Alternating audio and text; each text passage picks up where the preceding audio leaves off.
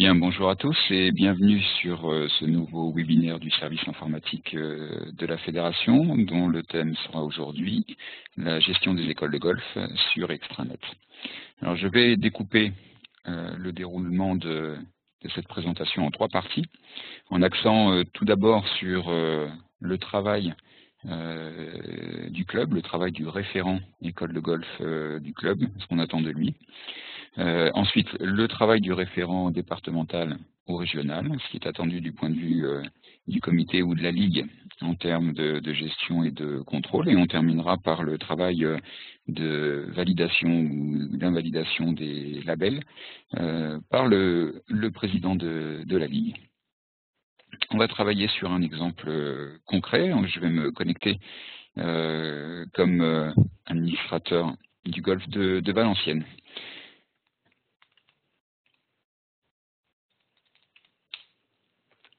Voilà. Alors, la gestion des écoles de golf se trouve dans la rubrique Service.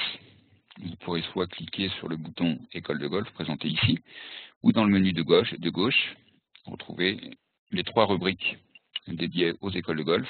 Donc la déclaration de l'école de golf et les demandes de labels, les inscriptions de jeunes, et le suivi de l'obtention des labels dans ce qu'on appelle le tableau de bord. Nous allons commencer en fait par la première chose qu'un référent école de golf doit faire, c'est demander à être correctement référencé par son administrateur extranet. Il est très important dans le projet des écoles de golf que tous les référents soient clairement connus, puisque c'est à eux que va revenir le rôle de gestion et de suivi des demandes de labels.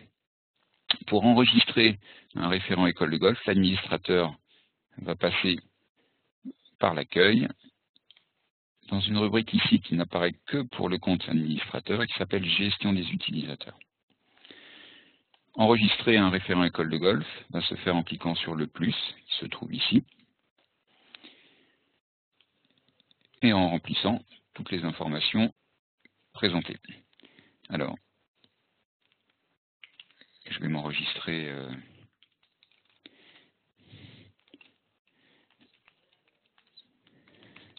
en tant que référent école de golf. Alors, chose importante, pour un référent école de golf, qu'il soit local ou régional, l'email et le numéro de mobile seront indispensables.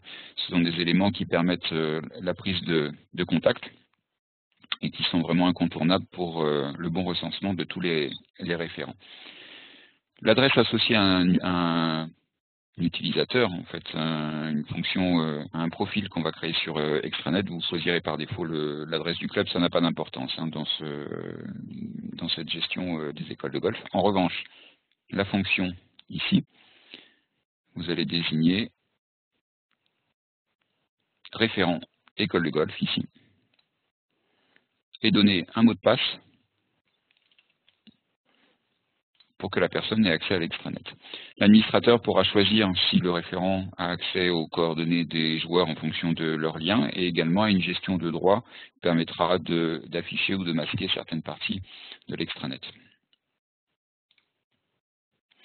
Voilà, le référent est défini. On va pouvoir s'en assurer en revenant dans la rubrique service, dans école de golf. Et si je vais sur le tableau de bord, j'apparais référent école de golf avec mon nom. Alors, je me suis enregistré aussi en tant que référent départemental pour l'exemple que j'utiliserai tout à l'heure. C'est pour cette raison que j'apparais deux fois. Bien. Alors, revenons maintenant à la partie école de golf et la première rubrique, votre école de golf, puisque après s'être fait identifier, s'être fait référencer, le référent va devoir en fait déclarer son école de golf. À vrai dire, à 99% du temps, votre école de golf est déjà déclarée. Les écoles de golf ne datent pas d'hier. Le recensement des écoles de golf, anciennement, par signature d'une charte, ce référencement existe depuis de nombreuses années.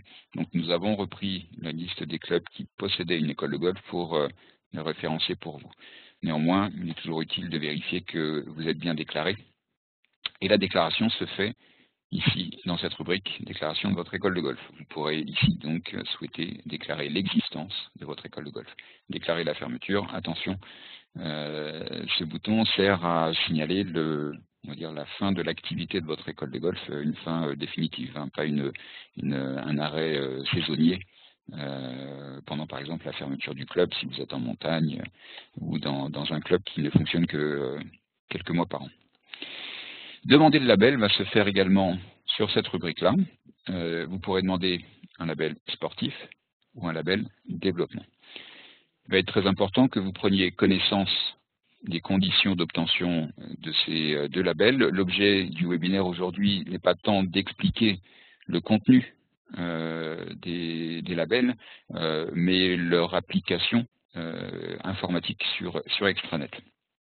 Donc ça, je vous laisserai découvrir ces documents très complets, et notamment le guide fédéral des écoles de golf, document de 60 pages dans lequel vous avez le détail des informations sur la gestion d'une école de golf et l'obtention des labels. Voilà, un document précieux pour les personnes qui vont avoir à gérer ces écoles de golf. Bien, une fois que votre école est déclarée, et éventuellement un label demandé, voire obtenu, on le verra tout à l'heure, votre club apparaîtra sur la carte des écoles de golf sur le site web de la fédération. Dans la rubrique débuter et la rubrique jeunes, vous avez la cartographie de tous les clubs qui ont une école de golf déclarée. Ça, ce sont les clubs qui apparaissent en gris. Tous les clubs qui ont un label obtenu, ce sont les clubs qui apparaîtront avec un picto rouge ou bleu. On va cibler sur une région.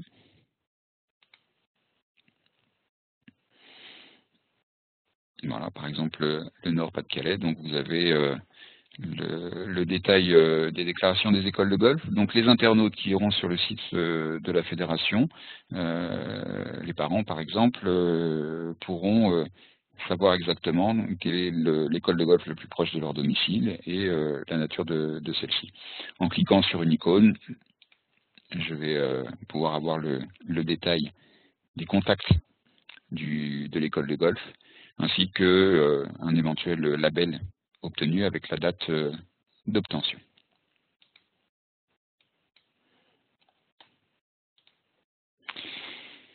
Bien. Une fois que l'école de golf est déclarée, que le référent aura demandé un label, on va s'intéresser maintenant au contenu, c'est-à-dire la première des choses, la déclaration, l'inscription des jeunes. L'inscription des jeunes se fera par cette rubrique. Une nouveauté par rapport à l'année dernière, nous avons grandement simplifié l'inscription des enfants aux écoles de golf en vous permettant de reprendre la liste des enfants inscrits les années précédentes pour pouvoir les inscrire d'un simple clic. Donc vous aurez une première liste, la liste des jeunes inscrits lors des périodes précédentes, et inscrire de nouveau un enfant pour la période 2016-2017, la saison scolaire si vous voulez, va se faire simplement en cliquant sur le plus. C'est un travail qui est à faire dès maintenant, depuis que nous avons passé le 1er septembre, la période d'inscription des jeunes aux écoles de golf. Il vous est demandé de recenser ces enfants. Si vous avez fait ce travail-là la saison dernière, il est à recommencer chaque année, parce qu'en fait, d'office, tous les enfants ne sont pas forcément réinscrits la saison suivante. Mais nous avons quand même bien simplifié cette partie-là pour ceux qui ont connu le système d'avant. Maintenant, il est possible d'inscrire les enfants par un simple clic. On va prendre par exemple Arthur. On clique sur le plus et il descend ensuite dans la liste des enfants inscrits. Donc d'un simple clic, j'ai pu le réinscrire pour la saison en cours. Annuler l'inscription consistera à appuyer sur le petit sens interdit ici.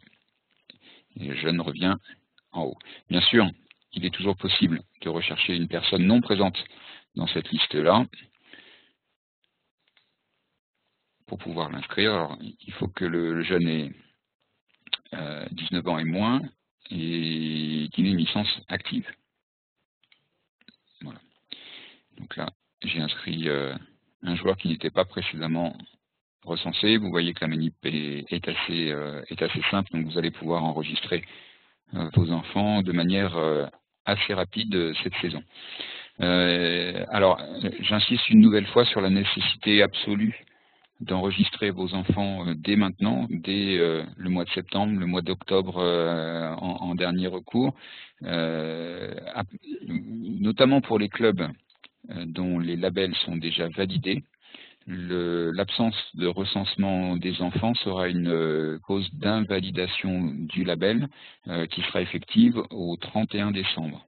Donc vous allez, pour les clubs qui sont dans ce cas-là, recevoir un rappel par mail en vous signalant l'absence ou le manque d'enfants enregistrés, puisqu'il faut toujours 15 enfants membres AS du club enregistrés pour que le critère soit validé pour l'obtention ou la prolongation d'un label. Donc soyez très attentifs à cette partie-là et allez, dès la fin du visionnage du film ou dès la fin du webinaire, vérifier que vous avez bien enregistré tous vos enfants. Alors j'ai parlé des critères d'obtention ou de prolongation des labels. Ces critères vont pouvoir être contrôlés dans la partie qu'on appelle le tableau de bord ici.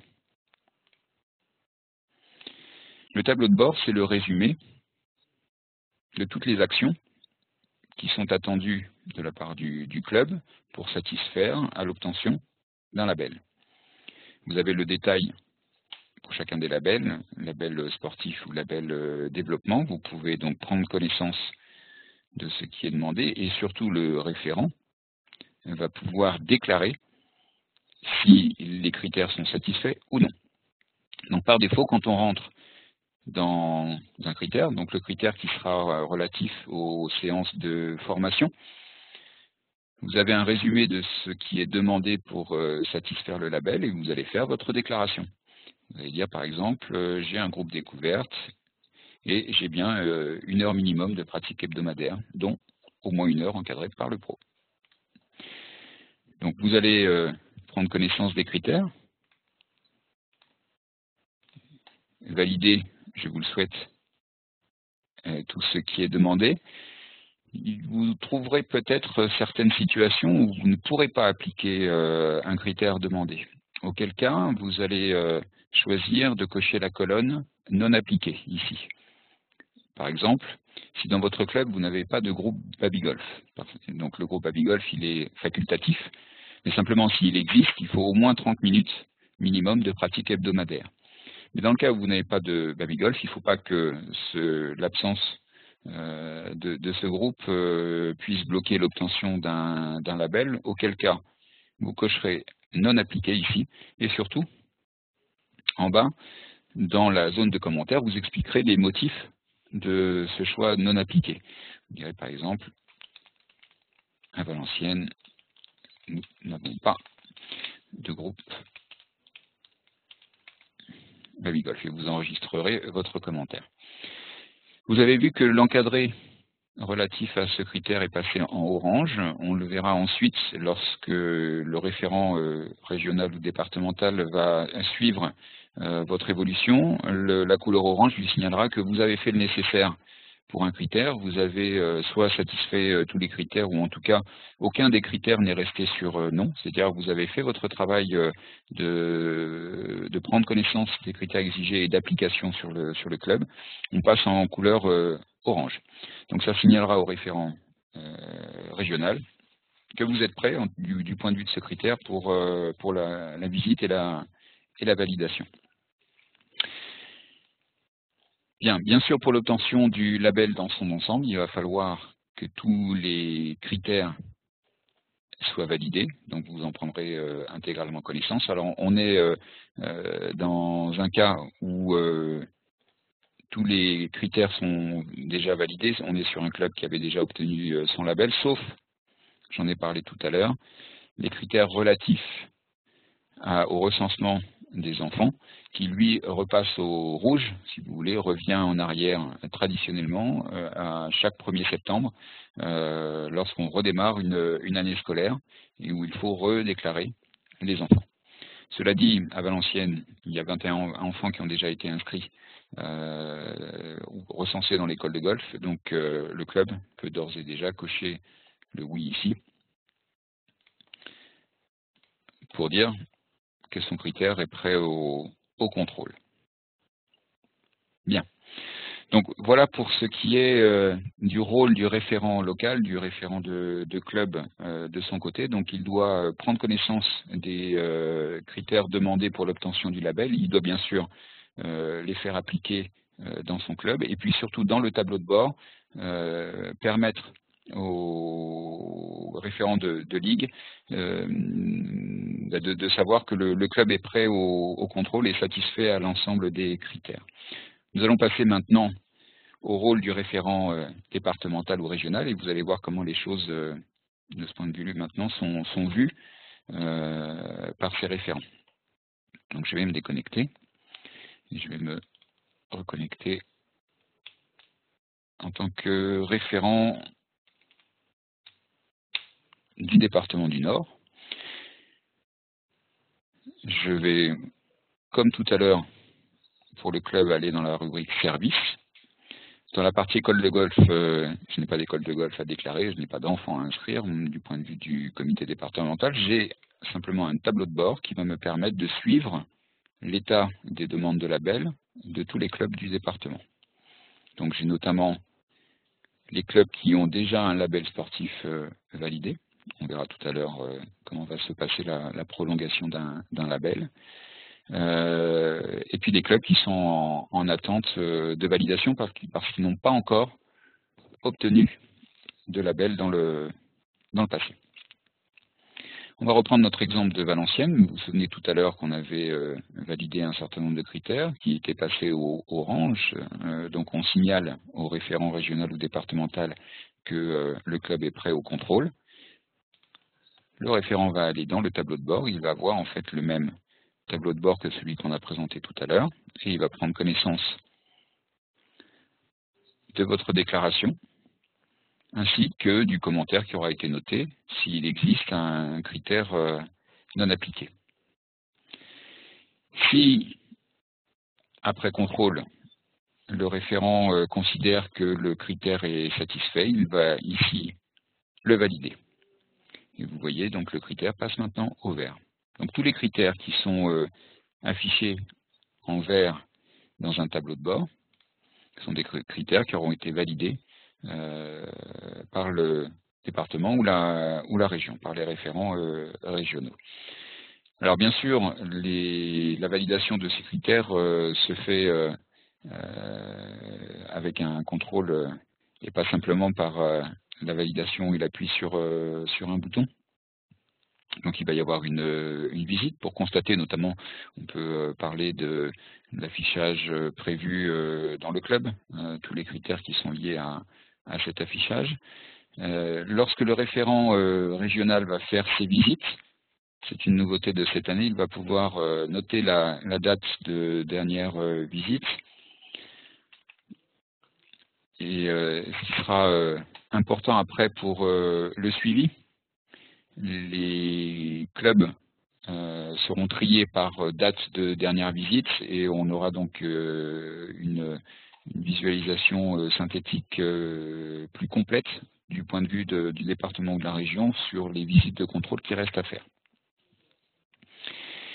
Voilà, donc le référent résumé, le référent régional va prendre connaissance des déclarations faites par le club, il va les contrôler à l'occasion d'une visite et il va les valider. Pour faire ce contrôle et cette validation, il pourra le faire directement sur Extranet, si par exemple il se déplace avec un ordinateur ou une tablette, mais il pourra également télécharger une grille de labellisation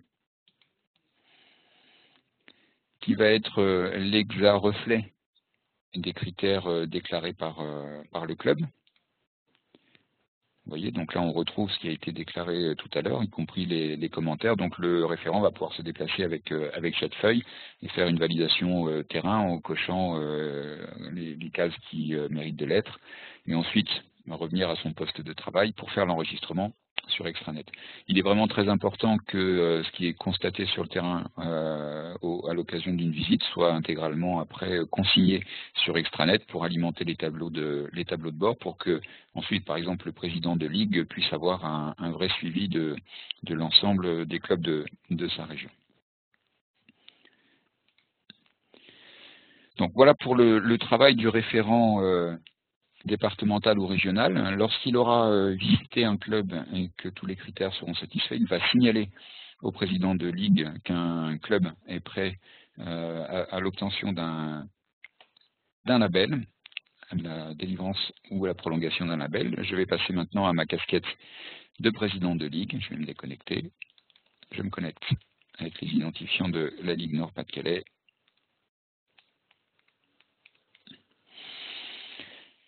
Comme pour le référent régional ou départemental, le président de ligue va pouvoir accéder au tableau de bord de tous ces clubs.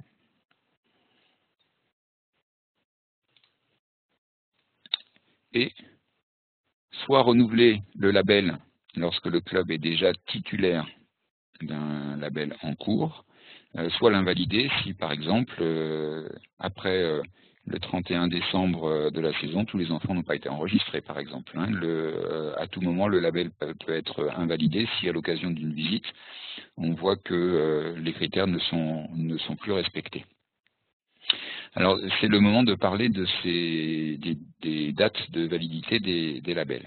Un label validé est valable jusqu'au 31 décembre de N+2, c'est-à-dire de la deuxième saison qui suit l'année de validation. Exemple, un label qui est validé le 23 avril 2017 sera valable jusqu'au 31/12/2019.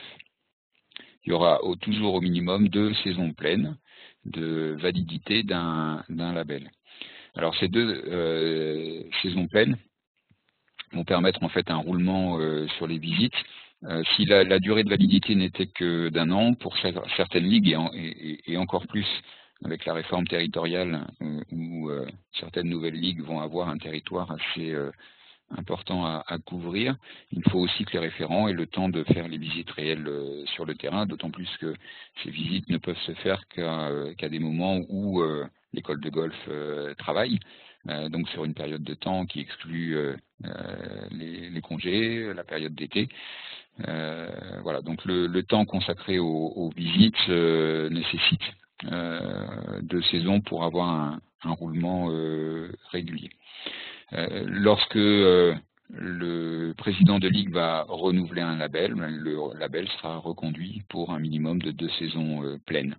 Mais n'oubliez pas qu'à tout moment, un label peut être invalidé. Je donnais l'exemple tout à l'heure d'un club qui ne recensait pas ses enfants après le 1er septembre, ou si à l'occasion d'une visite on constate que le club n'a plus de tableau d'affichage, ou pour le label sportif, on voit que le club n'a pas participé au championnat de France par équipe des U16.